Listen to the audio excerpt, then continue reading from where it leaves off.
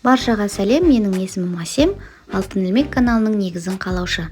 Сіздермен бұл видеода осындай керемет трендтегі хит кофта немесе кроп-топ деп айтуға болады.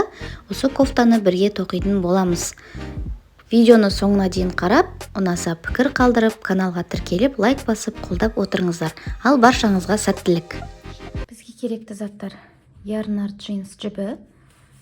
Бұл жерде бізде 50 граммға 160 метр. Міне, 50 грамм, 160 метр. Состав бізде 45% акрил, 55% хлопок. Дәл осындай метражбен, осындай составпен басқа да жіптер қолдансаңыздар болады. Номер 3 крючок керек, қайшы, және бізге мынадай көзі үлкен ине керек. Соңында кончиктарды жасыру үшін осындай обычный ине қажет. Сіздерге қазір кішігірім түсіндіре кетейін размер жайлы и схема жайлы. Біз қазір воздушный петля тереміз. 160 воздушный петля. Бұл 42-44 размерге. Оның 44 воздушный петлясы алдына кетеді. Мынау алды, кофтамыздың мысалы. Мынау арты. 44 екі жаны бірдей болады, алды да, арты да. Мынау екі жанында бізде 36 воздушный петлядан қалады. Бізде бір рапортта бір рапорт тең 4 воздушный петля. Яғни мына жерде бізде 44-ті 4-ке бөлетін болсақ, 11 рапорт қалады. Міне, 11 рапорт. Рапорт дегеніміз, қыздар, мынандай сетка ғой, мынандай торлар ғой. Мына осындайдан мына жерде 11 болады. Мына жақта 9 болады. Мына жақта 9 болады деген. Мынандай 9 тор болады ғой, яғни. И мына жерде бізде реглан кетеді, прибавка кетеді мына бұрыштардан. Осылай прибавка жасап отырып, біз кофтамыздың мына жағын кеңейтеміз. Енді қараңыздар, қыздар. Сіздер 46-48 размер тоқитын болсаңыздар, ол кезде уже мына жердегі рапорттардың, яғни воздушный петлялардың санын көбейту керек. Ол үшін мына жерде мысалы 11 рапорт емес, 13 рапорт деп алыңыздар. Мысалы 46 размер тоқитын болсаңыздар, 13 рапорт. Мына жақты 11 рапорт деп алайық. И 11 рапорт. Алды арты тең болу керек, и екі жеңі бірдей тең болу керек. Осылай сіздер размерін жаңағыдай үлкейтіп тоқуларыңызға болады. Воздушный петляны, мысалы, 13-13-ті қосасыздар, 26 болады. Оны 4-ке көбейтесіздер. 11, 22, 14-ке көбейтіп, общий мына жерде теретін воздушный петляларыңыздың санын шығарсаңыздар болады. Осылай сызып алсаңыздар өздеріңізге ыңғайлы. Немесе қазір менімен бірге тоқып отырып, бірге ілесіп тоқсаңыздар, одан да түсініктірек болады. Ендеше кеттік, бірге тоқиық. 160 воздушный петлямызды теріп алдық. Енді қыздар, қараңыздар, мынаны дұрыстап отырып, басын табамыз мынаның. Мынау айналып кетпеу керек. Дәл әкеліп, міне, біріншісімен әкеп қосамыз. Просто соединительный петлямен қатарымызды қосамыз. Мыналарыңыз айналып кетпесін. И тексеріп көріңіздер былайынан. Міне, менікі айналған жоқ, дәл келіп тұр.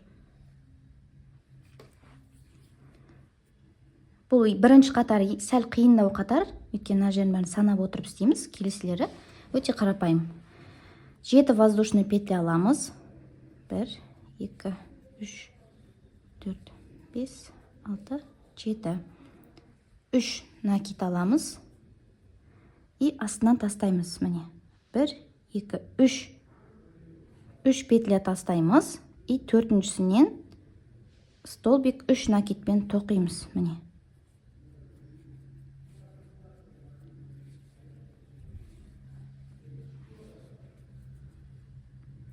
Бірінші торымыз дайын.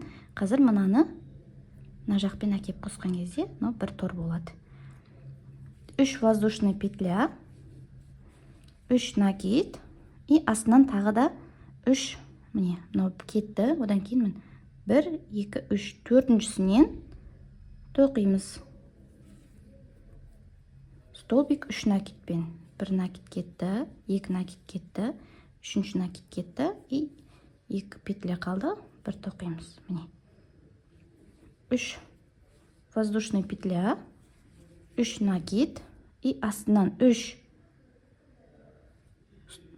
воздушный петля қалдырамыз. 1, 2, 3.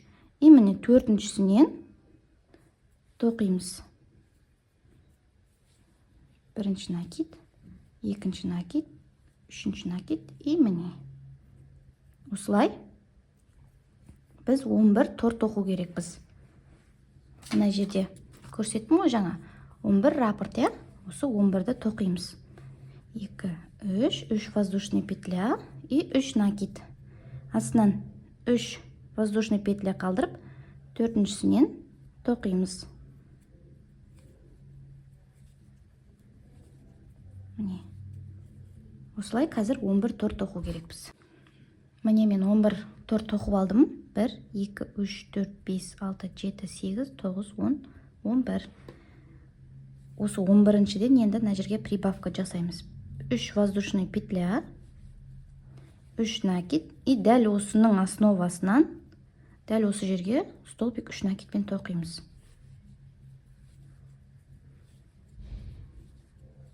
Міне. Тағы 3 воздушный петля, 3 накид и дәл осы жерден тағы да бір столбик 3 накидпен тоқимыз. 1, 2 накид, 3 и міне. Бізде уже мынандай регланның сызығы пайда болып жатыр. Уже біз қолға өтіп жатырмыз. Алдын тоқыдық, яғни бұл арты деп есептейік, өйткені мына жерден воздушный петля кетеді былай. Бұл арты. 3 воздушный петля, 3 накид и дәл жаңағыны қайталаймыз. 3 воздушный петля қалдырамыз. Міне 1, 2, 3. Төртіншісінен столбик 3 накидпен тоқимыз. 2, 3. Міне.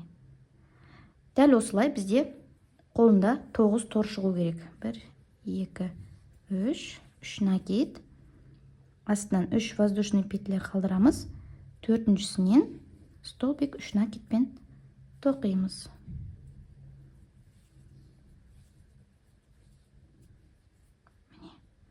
Дәл осылай жалғастырамыз. 9 тор тоқу керекпіз. 9 тор тоқып алдық. Мынаны қоспаймыз. Бұл өзі отдельно болып кетеді. Мынадан бастап санаймыз. 1, 2, 3, 4, 5, 6, 7, 8, 9. И осы 9-шыдан дәл мынаны қайталаймыз. 3 воздушный петля, 3 накид и дәл осы жерден тағы да столбик 3 накидпен тоқимыз. Тағы да 3 воздушный петля, 3 накид и дәл осы жерден тағы да столбик тоқимыз 3 накидпен. Бірінші накид, екінші накид, үшінші и міне. Бізде уже екінші регланың линиясы кетіп жатыр. Әрі қарай жалғастырамыз. 1, 2, 3. Астынан 3 воздушный петля тастаймыз. Қараңыздар, мына жерде біз бір жерден 3 тоққандықтан кейінгі воздушный петля кішкентай болып көрінбей қалатын болса, қателесіп кетулеріңіз мүмкін. Жақсылап бүйтіп тартып қарап көріңіздер. Міне бізде бірінші, екінші, үшінші. Біз уже мынадан тоқу керекпіз. 1, 2, 3. Міне. 2, үшінші. Дәл осылайынан енді қараңыздар. Мынаның қарама қарсы бетін тоқу керекпіз. 11 тор тоқимыз. Тағы бір мынандай прибавка жасаймыз. И 9 тор, и мына жерден прибавка жасаймыз. 11 тор тоқыдық. 1, 2, 3, 4, 5, 6, 7, 8, 9, 10, 11. И дәл осы жерден мынаны қайталаймыз. 3 воздушный петля, 3 накид. И дәл осы жерден столбик тоқимыз 3 накидпен. 2, 3, и міне. Тағы да 3 воздушный петля, 3 накид и дәл осы жерден тағы да 3-ші столбикті тоқимыз. 2, 3. Міне. Осылай 4 бұрыш жаңағы түсіндіргенім мынау еді ғой, міне. 4 жамнау. енді түсініктірек болатын шығар, иә. 46-44 размерлерге мына жердегі торлардың санын көбейту үшін 4 воздушный петля, солай қосып істесеңдер болады. Қазір қоса алмайсыздар, енді басында мына цепочканы теретін кезде сразу тоқып аласыздар. Бірінші есептеп, сосын тоқып алып, ары қарай жалғастырасыздар. Енді мына жаққа қарай 9 торт оқимыз. 2, 3 столбик. Мына жақтан. Міне, көрдіңіздер, мына жер уже кішкентай болып қалғанда, міне осыны қосып есептейміз. 1, 2, 3, 4-шісінен тоқимыз. Міне. Сондайлардан жаңылысып кетпеңіздер. 3, міне. Ары қарай жалғастырамыз. Біз бірінші қатарымызды почти бітіп қалдық.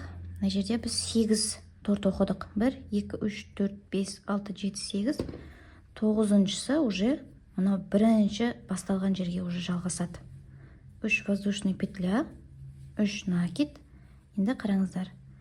Жаңа бізде мынаның бір столбиктің рөлін атқарады. Мына жерде воздушный петля айналып кетпесін, қараңыздар. Дәл осының основасынан алып тоқимыз. Міне. Осы жерге тоқимыз. Көрдіңіздер, қай жерден алғанды? Міне. Мынау жер шыққан жерден, міне, дәл осының основасынан алып тоқимыз.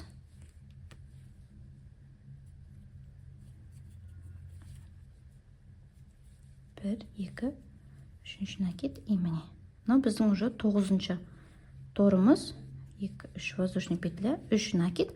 И дәл осы жерден тағы да столбик тоқимыз 3 накидпен. 2, 3. Міне. Енді 3 воздушный петля. Енді мынаны санаймыз. 1, 2, 3, 4-шісінен әкеліп қосамыз. Бағына біз 7 воздушный петля алдық, басында. Соның 4-еуі мына бір столбиктің орнын атқарады. 3-еуі мынау сияқты 3 воздушный петляның рөлін атқарады. Міне, біздің бірінші қатарымыз дайын, қыздар. Әрі қарай өте қарапайым жолмен тоқылады. Тағы да 7 воздушный петля аламыз. 2, 3, 4, 5, 6, 7. Әр қатар басталғанда осылай 7 воздушный петлямен аламыз. Оның 4-еуі мынандай столбиктің рөлін атқарады, 3-еуі 3 воздушный петляның рөлін атқарады. 3 накид. И дәл мына столбиктің үстінен, міне, 2 косичкадан да алып тоқимыз. Міне, 3 воздушный петля, 3 накид. Келесі столбиктің үстінен тоқимыз. Міне.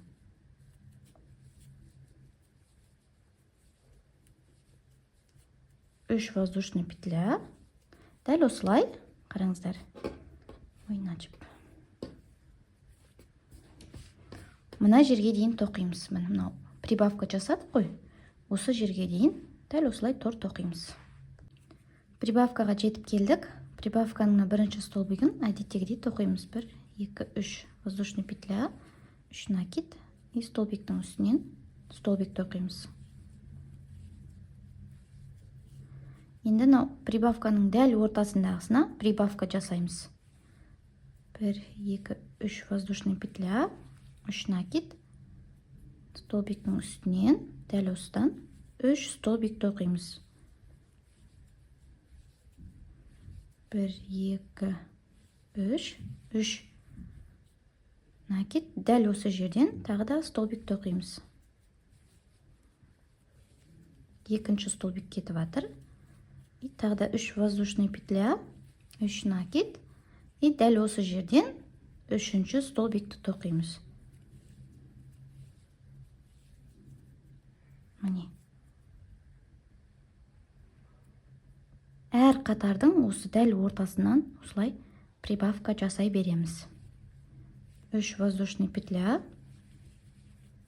И келесісінен әдеттегідей бір столбиктан тоқып кете береміз. Міне. Қазір мына жерге дейін тоқимыз. И мына өзі көрініп тұр, иә, бір жерден үшеу тоқылған. Осы үшеудің ортасынан үшеу тоқимыз. Келесінен үшеудің ортасынан үшеу тоқимыз.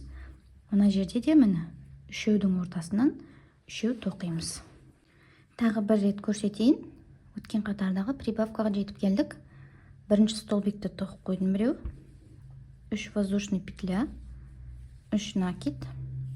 И дәл ортадағыдан 3 столбик тоқимыз. 1, 3 воздушный петля, 3 накид. И дәл осы жерден екінші столбик.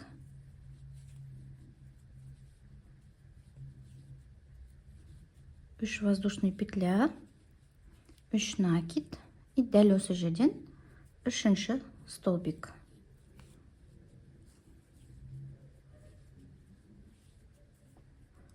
Міне. 3 воздушный петля, 3 накид. Келесі столбиктардан обычный бір столбиктан тоқып кете береміз. 3 накидпен.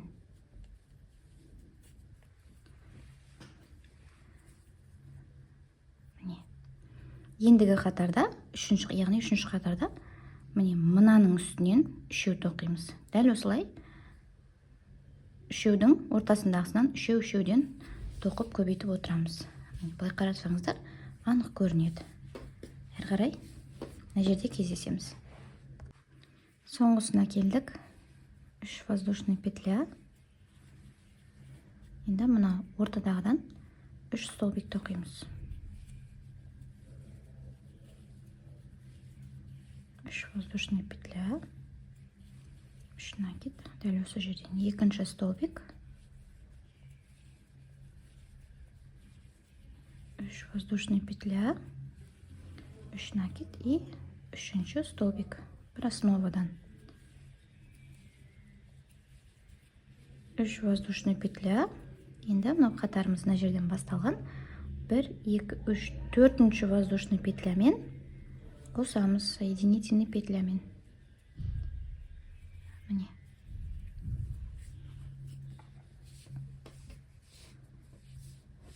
Екі қатарды аяқтадық. Дәл осылайынан общий 8 қатар тоқимыз. Тағы да 6 қатар тоқимыз.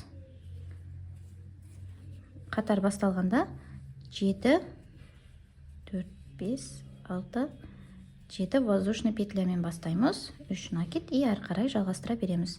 Жалпы 8 қатар тоқимыз. 8-ші қатар біткен соң кездесеміз. Міне қыздар, 8 ряд тоқып алдық. 2, 4, 6, 8. Енді дәл сол способпен мына бұрышқа дейін, мына столбиктің үстіне дейін тоқып аламыз. Қыздар, 9-ші рядтың реглан линиясына жетіп келдік. Өткен қатарда міне көріп тұрғандарыңыздай 3 столбик тұр, соның дәл ортасындағысының үстінен тоқыдық. Енді қараңыздар, бізге мына частьті қалдырамыз. Бұл бізде қолы үшін керек. Кофтамыздың қолын жеңін тоқимыз, яғни ол үшін қазір міне көрдіңіздер, соңғысы қай жерден тоқылған. 3 воздушный петля, 3 накид. Енді мынаның келесі реглан линиясына барамыз. Міне көріп тұрсыздар, мына линия кеткен. Дәл осының ортасынан столбик 3 накидпен тоқимыз.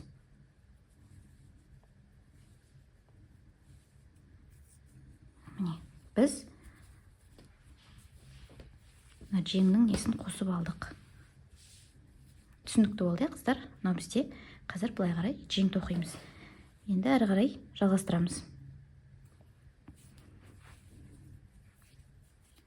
3 воздушный петля, 3 накид.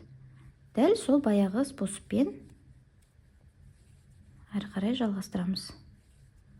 Міне, мына реглан линиясына дейін, яғни мына бұрышқа дейін мына сеткалар тоқып шығыңыздар. Келесі реглан линиясына жетіп келдік. 3 воздушный петля. Енді 3 накид аламыз. 1, 2, 3. Келесі реглан линиясымен әкеліп қосып тоқимыз. Міне. Көріп тұрсыздар, мына жерден алып тоқимыз.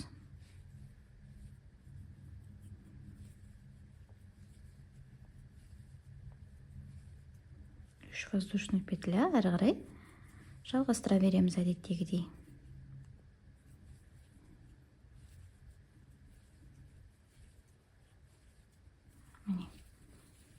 Мына жерден уже біздің қатарымыз бітеді. Қатарды аяқтап алыңыздар. Біздің кофтамыздың кокеткасы дайын болды. Дәл осылай қалдырам десеңіздер, өздеріңіз білесіздер, осы қысқалықта. Немесе мына жағын ұзындау кофта қылам десеңіздер, айналдырып тоқып кете бересіздер.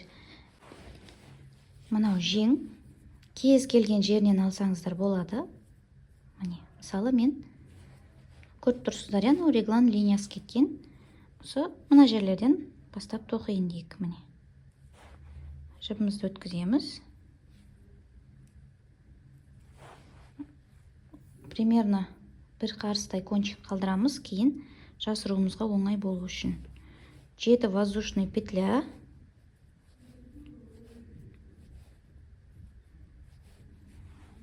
Үш накид. Каждый столбиктің үстінен тоқып шығамыз. Жаңа қосылған жерді қалай тоқу керектігін қазір көрсетемін. Міне мынау реглан линиясы, я. 3 воздушный петля. 3 накид. И міне дәл осы жерден реглан линиясынан да тоқимыз. Өткен қатарда біз қосып едік, ол линиямен. 3 воздушный петля. 3 накид. Енді мына жерде қарасаңыздар, қосылған жер бар. Өткен қатарда. Осы жерден де тоқимыз. Қай жерден алу ыңғайлы? Міне.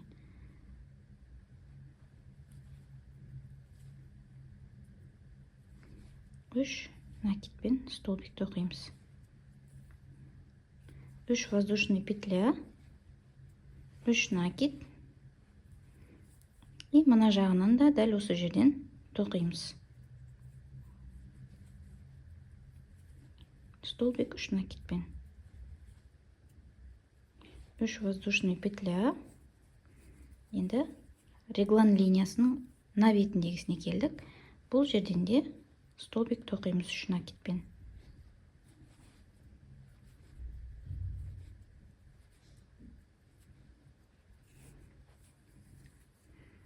Міне түсінікті болды деп ойлаймын. Мынау біздің қолымыздың асты жағы болады. Мынау реглан линиясы келген. Түсіндіңіздер деп ойлаймын қалай тоқып кеткенді.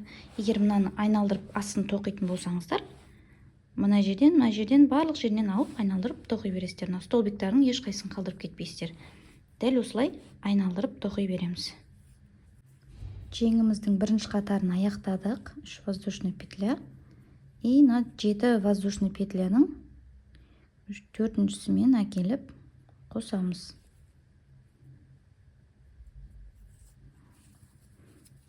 Жеңіміздің бірінші ряды бітті. Дәл осылай өзімізге керекті ұзындықтағы жеңді тоқып аламыз. Екінші жеңінде дәл осылай тоқимыз. Қалаған жеріңізден бастайсыздар, мына жерден бастайсыздар, мына жерден бастайсыздар, өздеріңіз білесіздер. Мына барлық столбиктің үстінен тоқып шығамыз. Еш қайсы бірі қалып кетпеу керек. Сол кезде екі жағы бірдей болып шығады. Өзімізге керекті ұзындықтағы жеңді тоқып аламыз. Мен өзіме керек ұзындықтағы жеңді тоқып алдым. Мына жерден бастап общий 27 ряд тоқыдым. Екі жеңін бірдей етіп, міне, екінші жеңінде тоқып алдым. Біз сіздермен мына жерде тоқтаған болатынбыз. 9 рядтан, мына жағы 9 ряд болған. Сол жерден тоқтасаңыздар да болады, немесе мына жағына жалғастырып тоқсаңыздар да болады деген едіме. Мен былай қарай жалғастырдым. Ол үшін мен қанша қатар жалғастырған қазір бірге санаймыз. 2, 4, 6, 8, 9 бұл мынау кокеткаға кеткен. Одан кейін 2, 4, 6, 8, міне 8 қатар жалғастырып тоқыдым. Маған осы ұзындықтағы кофта болады, жарайды. Егер сіздерге бұдан ұзын керек болса, әрі қарай айналдырып тоқып кете берсеңіздер болады. Енді мына жіпті кесіп, сіздерге қазір мына кончиктарды байқатпай қалай жасыру керектігін көрсетемін. Жібімізді кішкене ұзындау етіп кесіп аламыз. шығарып, бізге мынадай көзі үлкен ине керек болады деп басында айтқанмын. Осы инеге мына жіпті өткіземіз. Жіпті инеге өткізіп алдым. Енді кофтаның былай қарасаңыздар, мынау оң беті, өздеріңіз тоқып келе жатқан оң беті болады. Соны ішіне қаратамыз да, міне мынау столбиктардың арасымен жіпті просто былай өткізіп шығамыз инемен.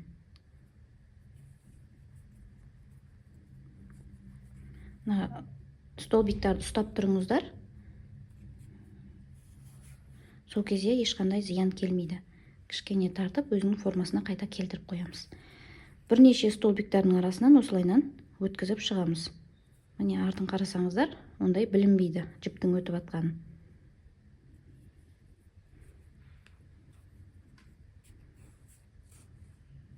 Міне. Осылай 2-3 столбиктан өтсеңіздер болады. Уже бұл жіп ары қарай шығып кетпейді. Түйін жасағаннан әлдеқайда жақсы и аккуратно болады. Дәл осы жерден міне тағы да былай қайтара өткіземін. Осымен болды, жіпті кесіп тастай салсақ болады.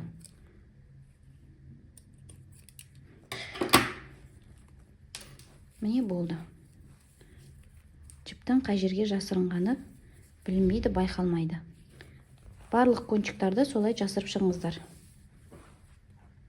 Бізде ең соңғы этап мына кофтаны үтіктеп, әдемі витке келтіру қалды. Ол үшін кофтаның теріс бетін аударамыз. Осы теріс бетінен қазір пар үтікпен үтіктейтін боламыз. Кез келген үтік жарайды. Егер мынандай пар шығаратын үтіктеріңіз болмаса, обычный любой үтікпен мына кофтаның бетіне марлені дымқылдап, сулап қойып үтіктесеңіздер болады. Мынаны қатты баспаймыз, жеңіл-жеңіл. Мынаны үтіктеген соң қолмен тартсаңыздар, өзі тегістеле береді. Мына етегін көріп тұрсыздар ма? Жиналып тұр. Қазір осылар өзі тегістеледі.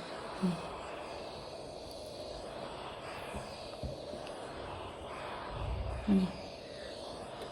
Кәдімгі киім, рубашка үтіктегендей қатты баспаймыз, жеңіл-жеңіл.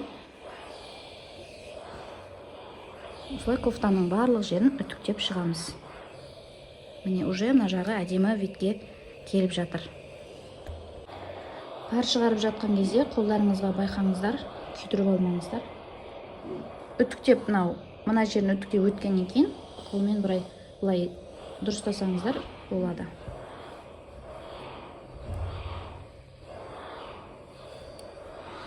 Бізде әсіресе мынау етек жағы, жеңнің, кофтаның өзінің етек жақтары осылай жиырылып қалады. Сол жерін әдемілеп үтіктеу керек.